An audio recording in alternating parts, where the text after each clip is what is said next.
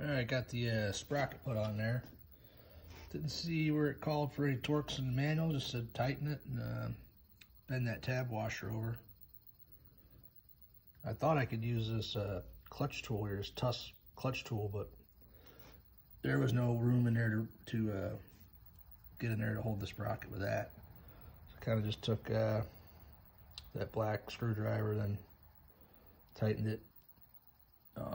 Ended up using the red one. Actually kind of didn't put a ton of, a little bit of pressure on there. Got it snugged up pretty good. It shouldn't go anywhere at all. Sprocket cleaned up. There's that Maxima chain spray, same thing used on dirt bikes. Got that on the chain there. Gonna get this seal changed out on this cover plate here. They call it trapdoor, I believe. I noticed it take this apart. I got the nuts for the plate there. It looks like in the parts catalog it calls out for some lock washers, and I don't think they were there. I can look back to my pictures and see, but probably have to run to the hardware store. All right, got the transmission back in. Took a little finagling, probably had it out 4 or 5 times. Last time I took it out was just to make sure nothing, that thrust washer on the lathe shaft for that end float didn't fall off or something. Don't know what the hang up was first few times, but the selector wouldn't move. I think it was getting between mesh or whatever. It wasn't meshing right, so I had to hold the cam plate pretty close to center. It fits through a couple slots on the engine case. So you kind of got to keep it in that position. Let's see here. Change the timing bush there where your points would be. Your not bush, seal. Sorry, seal. Got a new seal in there.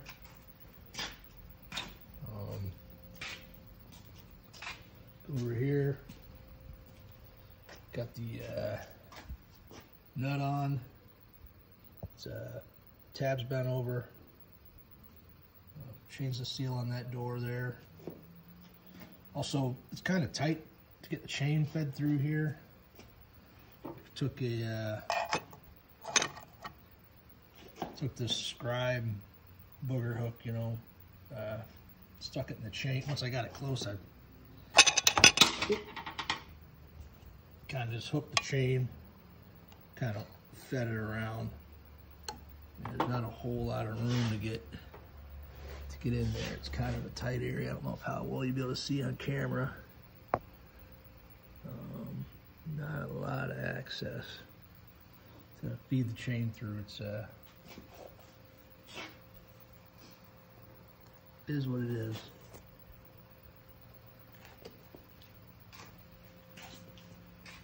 Well, that's a good stopping point for now. I got to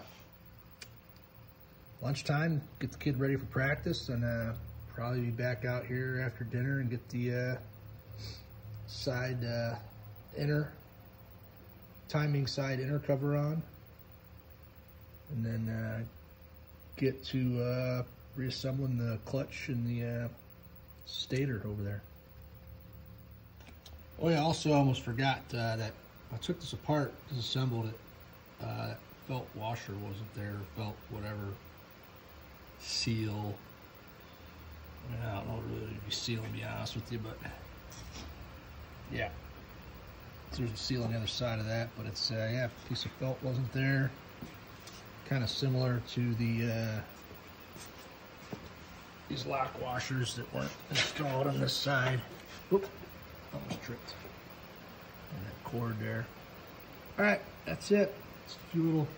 Somebody is in here obviously before. Stuff missing and whatnot. And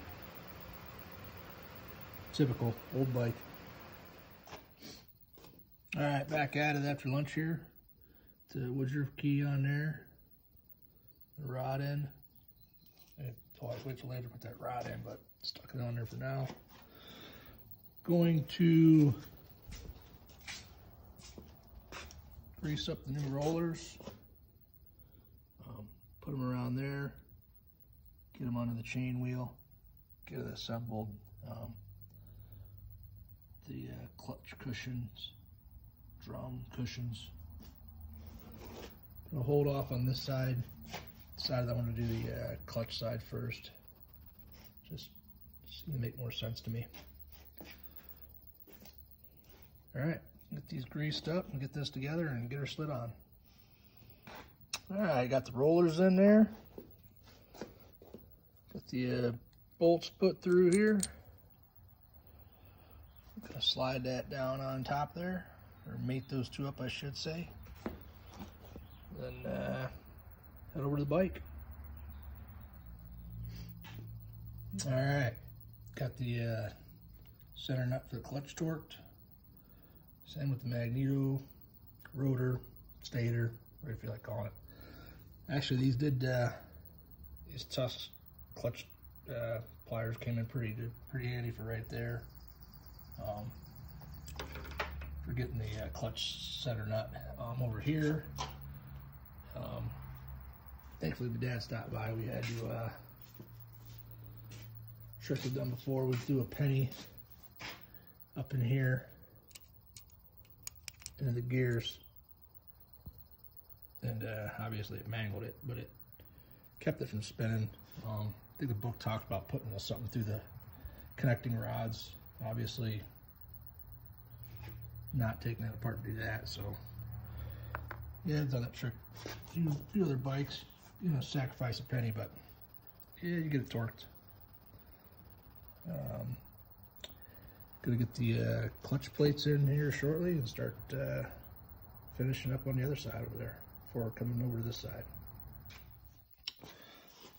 All right, kind of forgot to mention what the torques were. I torqued that to 70 foot-pounds. This nut here on the stator was 60 foot-pounds. Smaller nuts are 10 to 15 foot-pounds. That would be the clutch center hub nut, stator nut. Also, there's an air gap, 15 thou between the stator and a rotor. Might have said that backwards. Yeah, the rotor nut, 60 foot-pounds. Stator, 10 to 15.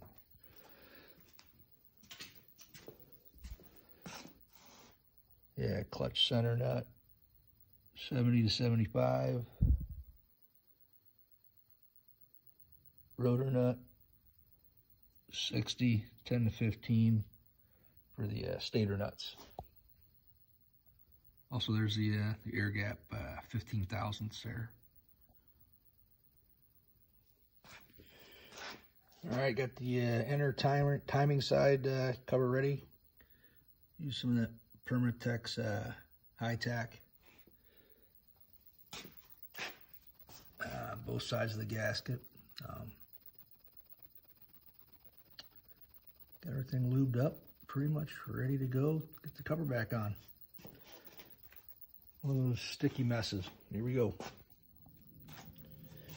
All right, we got the inner timing side cover on. The springs on there. Keeper. Main reason for coming in here was to work on this bike was do the electronic ignition. And it turned into a whole transmission thing. So let's see here. We're going to move over to the clutch next. Had those soaking for way too long, if that's possible, probably a month. Really, a day would be plenty. Did stumble, those measured out good. I did stumble across this in my dad's stash of parts. It's funny. It's a Georgia Cycle Supply, Atlanta, Georgia. That's an old box of clutch plates there. Yeah.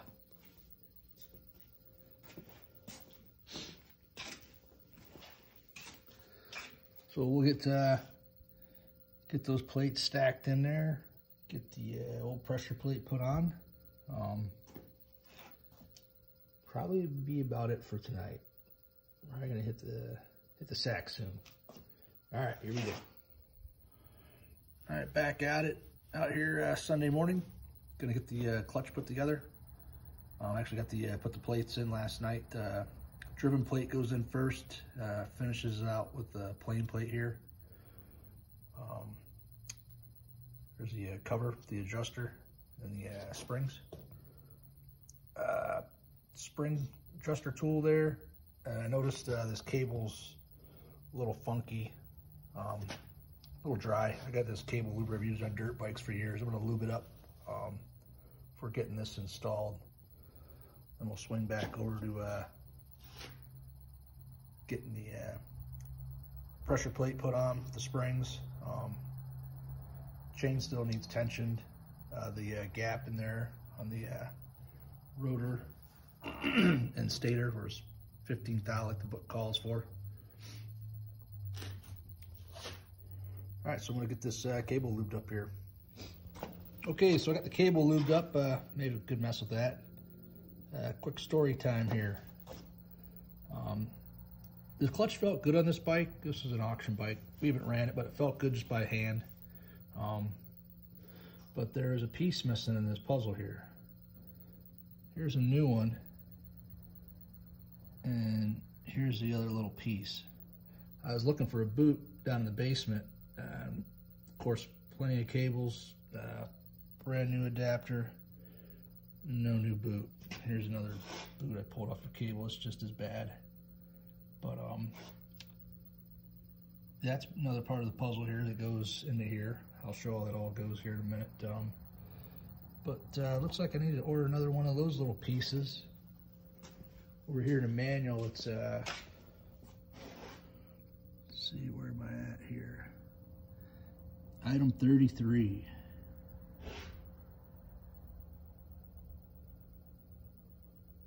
So there's the adapter, the abutment, and the they call the other one the let's see, the connector. Actually, this engine over here was assembled with what I thought was a cable off of maybe one of my KX60 at 125, 80 something. It's definitely not a quad racer cable. We still have one of those here in the garage, but don't know what that cable was really for. I was thinking it was my old dirt bikes, but it's not a CR500 or a, just still got one of those in here. It's not from one of them. It's, I don't know where it came from, but it did not have any of that stuff. Not this piece, not the connector, nothing. It was just, you know, makes you wonder when some people are assembling stuff, not looking in the shop manual or the parts book. All right, I'll get this put together the way it's supposed to be in order. And then I gotta order some more of those boots. All right, back to another episode of missing piece there.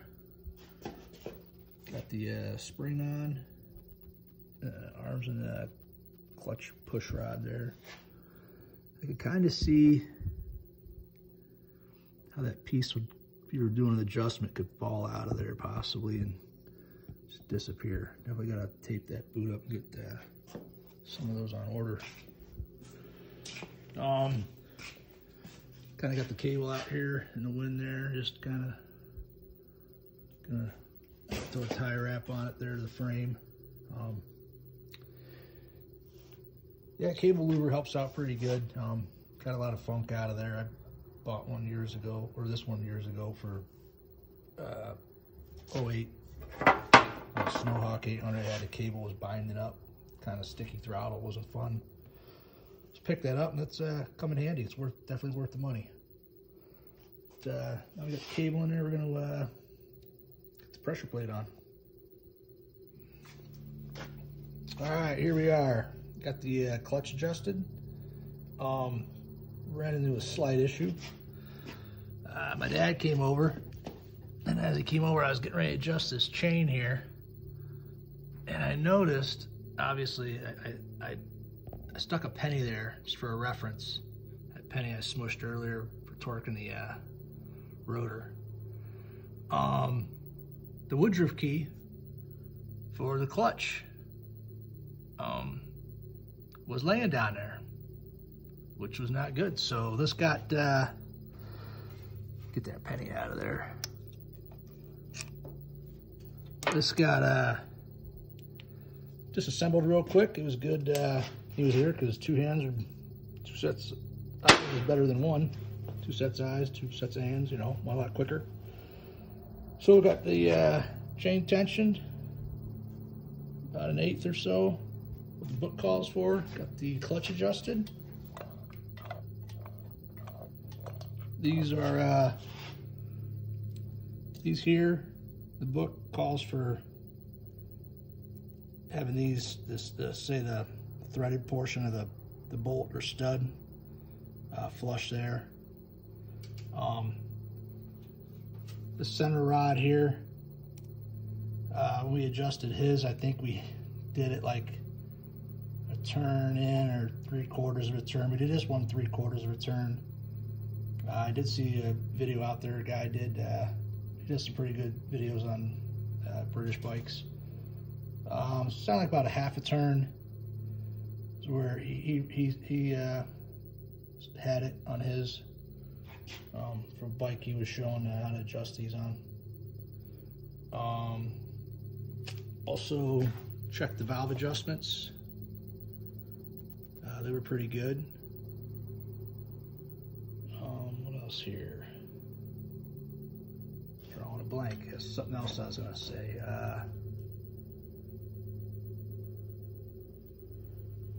Back over to the book here. See, there's where it calls for the 1/8 inch for the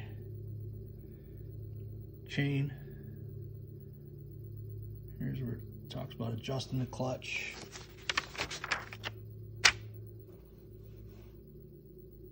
Keeping them even. So yeah, pretty much finished for the night. Been a long day.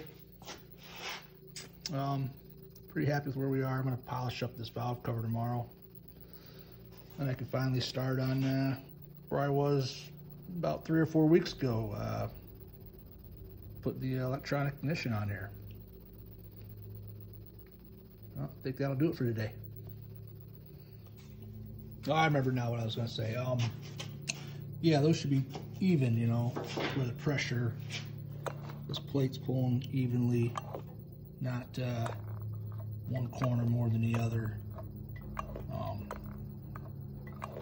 Yeah, you get the idea there. I think I discussed the 15 thousandths clearance on there. We'll check that again once that was all back together. Yeah, just for reference, the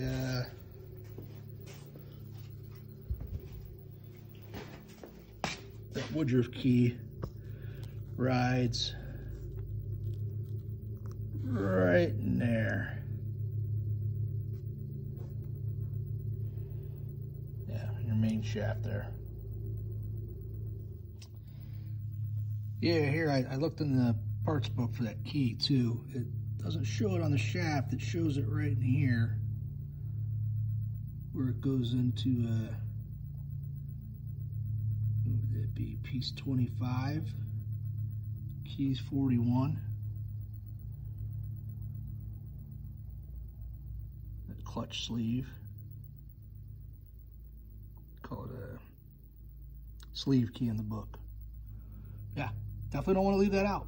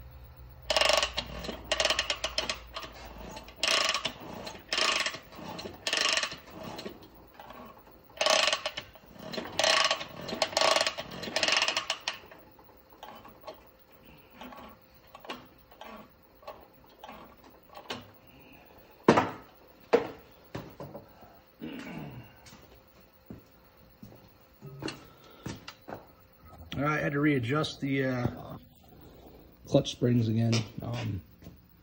Those weren't in their little detents, I noticed, as kind of just looking everything over this morning.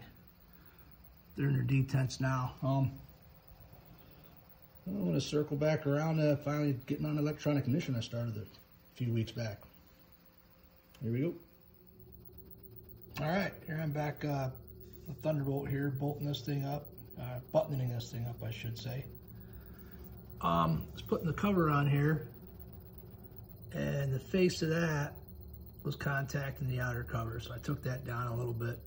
This is that shifter shaft from India, and I've had to do a few tune-ups on it to get it to work, so I wasn't surprised that needed,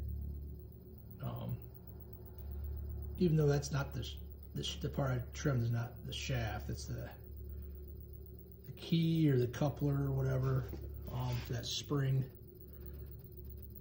But I wasn't going to take transmission back apart, or this inner.